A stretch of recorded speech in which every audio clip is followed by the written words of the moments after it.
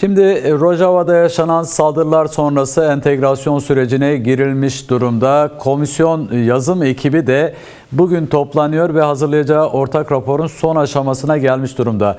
İmralı heyeti bugün şu anda yola çıktı. İmralı'ya doğru yola çıktı. Önder Apo'yla bir görüşme gerçekleştirecek ve gözler de İmralı'dan gelecek mesajlardan, Önder Apo'nun vereceği mesajlara çevrilmiş durumda.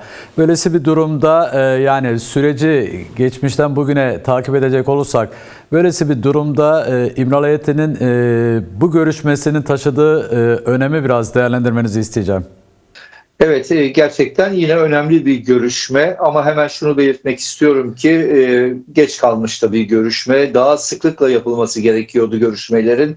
Biliyorsunuz Sayın Öcalan'ın hem sürece yönelik hem Suriye'ye yönelik hem diğer meselelere yönelik yaklaşımları, atmış olduğu adımlar ve ortaya koymuş olduğu tavrı gerçekten Türkiye siyasetini değil, tüm bölge siyasetini etkiliyor ve önemli değişikliklere neden oluyor. Olumlu yönde önemli değişikliklere neden oluyor. O yüzden bugünkü görüşmede gerçekten belirttiğiniz gibi çok önemli. Son gelişmeleri hem kendisine aktaracağız hem kendisi de bunları değerlendirecek ve öyle tahmin ediyorum ki önümüzdeki sürece dair önemli açıklamaları olacaktır. Bekliyoruz. Peki değerli Temel, şimdi Grup Başkan Vekiliniz Gülistan Kılıçkoçyiğit de az önce mecliste belirtti, aktardı, değerlendirmesini yaptı.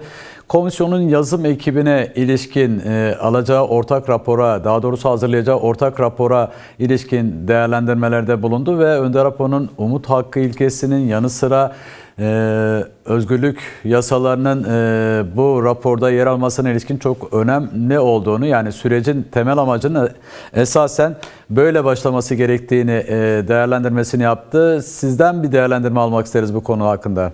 Şimdi tabii ki çok uzun bir komisyon dönemi geride bıraktık. Aslında çok daha hızlı bu yolu kat edebilirdik. Ama Türkiye'deki siyasetin katılıkları, dolayısıyla Kürt meselesine olan uzun yıllardır yaklaşımlar, statüko meselesi gibi sayabileceğimiz birçok nedenler bu komisyon aşamasını aslında çok düşük tempoyla karşımıza çıkardı ve Suriye meselesi de önemliydi. Rojava'daki gelişmelerde çok önemli etkilerde bulundu. Şimdi karşımıza bir rapor gelecek. Yazım ekibi son halini veriyor bugün.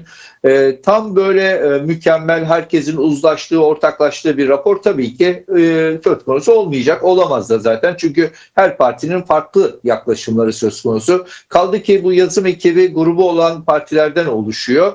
Şimdi diğer parti temsilcilerinde, yani komisyonun tümüne de bu rapor gidecek. Orada da bir ortaklaşma aranacak.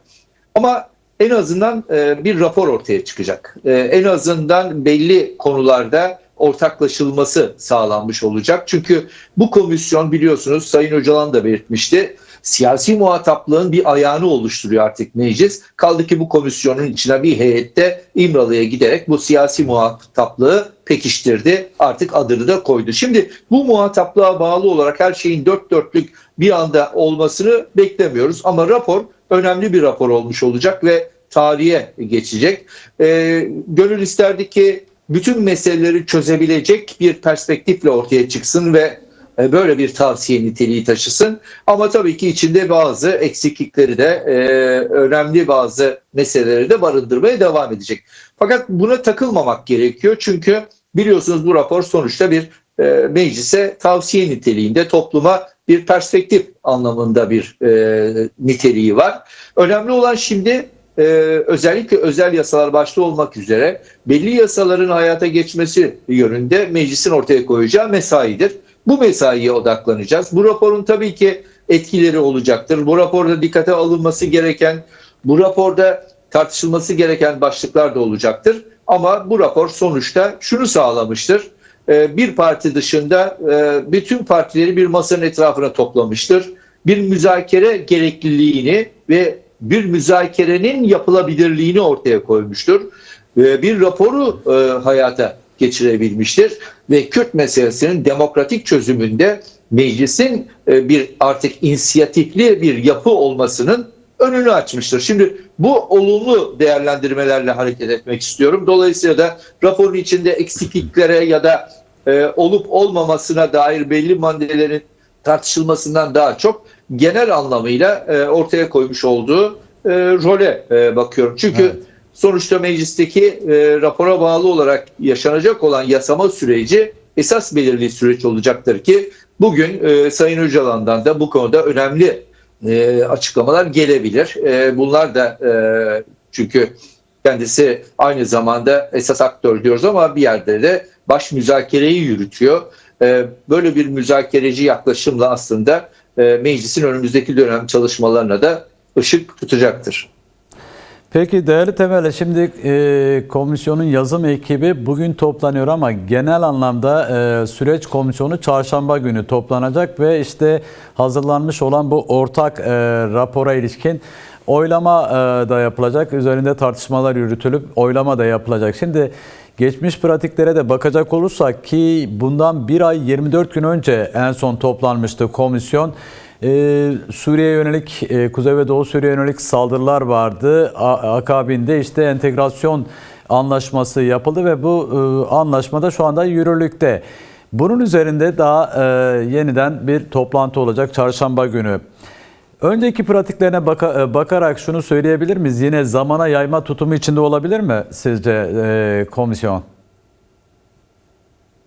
Artık bir zamana yayma şansı çok olmayacak. Çünkü biliyorsunuz bu ayın sonunda zaten süresi bitiyor. Dolayısıyla belki çarşamba günü ufak bir olasılık bir haftalık bir süre istenebilir. İnsanlar raporu okuyalım diyebilirler. Rapor çok aslında daha önce partilerin verdiği raporlar ek olacağı için ortak metin olarak sunulacak olan rapor çok da uzun bir rapor değil. Çok fazla zamana yayma şansı artık yok. Dediğim gibi Şubat sonu bitecek. Tabii geride bıraktığımız bu bir aylık dönemde özellikle 2026 yılının başından bugüne kadar çok önemli şeyler yaşandı. Çok önemli değişim dönüşüm de karşımıza çıktı. En önemli tabii yaşanan gelişmeler Rojava'daydı. Halep'te başlayan, daha doğrusu öncesinde Paris'te kurgulanan, Halep'te başlayan ve sonrasında adeta bir savaşın eşiğine kadar, büyük bir savaşın eşiğine kadar süreci getiren bir dönemi yaşadık ve buradan dönüşün, yeniden müzakerenin öne geçtiği bir süreç başladı. Burada Sayın Öcalan'ın yapmış olduğu müdahaleler, ortaya koymuş olduğu tavrı çok çok etkili oldu. Bunu artık herkes biliyor. Bunun saklı gizli tarafı da kalmadı. Ve sonuçta işte Münih'te de aslında uluslararası düzeyde de bu müzakerenin artık fotoğrafı bütün dünya tarafından da görüldü. Şimdi bütün bu gelişmeler ister istemez komisyon çalışmalarını da etkiliyor. Komisyonu da etkiliyor. Etkilememesi zaten mümkün değil. Dolayısıyla bugüne kadar komisyonun meseleleri savsaklamasının önündeki en önemli bahane de artık kalktı. Çünkü hep Suriye'yi özellikle Dışişleri Bakanı'nın tavrıyla Suriye'yi bir mesele olarak bu komisyonun önüne koyan, komisyonun çalışmalarını adeta askıya alan, atalete sürükleyen bir mesele de ortadan kalkmış gözüküyor. Şimdi komisyon artık yasaya odaklanmalı ve yasanın önünü açacak şekilde raporunu bir an önce tamamlayıp meclise sunmalı. Özel yasa dediniz. Evet, çok önemli. Ama özel yasa kadar bu yasayı takip edecek yasalar da var. Evet. Dolayısıyla meclisi çok yoğun bir mesai bekliyor. Öyle tahmin ediyoruz ki önümüzdeki birkaç ay boyunca Kürt meselesinin demokratik çözümü ve sonrasında da Türkiye'nin demokratikleşmesine vesile olacak ön açıcı belli yasaların çok hızlı bir şekilde gündeme gelmesi söz konusu olacaktır. Peki son olarak eğer vaktiniz varsa şunu da sormak isterim. Şimdi uluslararası komplonun yıl dönümünde Kürdistan, Türkiye ve dünyadaki protesto eylemlerine baktığımız zaman tüm yılları aşan bir genişlikte eylemlerin gerçekleştirildiğini gördük. Yani bunu kamuoyuyla da paylaşmaya devam ediyoruz. Alanlardan bir kez daha Önder Apo'nun özgürlük seslerinin yükseldiğini görüyoruz. Halklar iktidar ve devlete bir kez daha net mesaj vermiş olduğu alanlardan. Önder Apo, özgür olmadan barış olmaz denildi. Şimdi Türkiye'de barış konusu çok çok önemli. Çünkü bu sürecin başlatılmasındaki temel etken de konjektürel durumdu. Orta Doğu'daki konjektürel durumdu. yani uluslararası güçlerin planları evet Rojava'da, Kuzey ve Doğu Suriye'de boşa çıkarıldı. Halklar çatıştırılmaya çalışıldı. Ancak Önder Apo devreye girdi ve bu plan da boşa çıkarıldı. Şimdi ama bu planın devam ettiği bilinen bir gerçek. Önder Apo'nun özgür olması, yani milyonlarca insanın dillendirmiş olduğu Önder Apo özgürlük, fiziki özgürlüğünün önemini bu süreçte biraz kısaca değerlendirmenizi isteyeceğim. İktidarın bakış açısı açısından. Şimdi tabii aslında gerçekten çok güçlü eylemler Evet. söz konusu oldu. 15 Şubat komplosu bir kez daha lanetlendi diyebilirim. Nasıl ki darbe mekaniği varsa bir de komplo mekaniği var. Dolayısıyla bu komplo mekaniğinin başladığı bir tarih olan 15 Şubat'tan bugüne kadar geçen 27 yıl, yanılmıyorsam evet 27 yıl boyunca aslında bu mekaniğin nasıl çalıştığı, aslında bu mekaniğin halkları devletler eliyle nasıl esir aldığı ve ulus devlet anlayışıyla Orta Doğu'da tüm halklara yönelik nasıl bir cenderenin oluştuğunu hep birlikte yaşadık. Dolayısıyla Öcalan'ın özgürlüğü dediğimiz mesele aslında buna karşı verilen onlarca yıllık mücadeleyi özetleyen bir şey.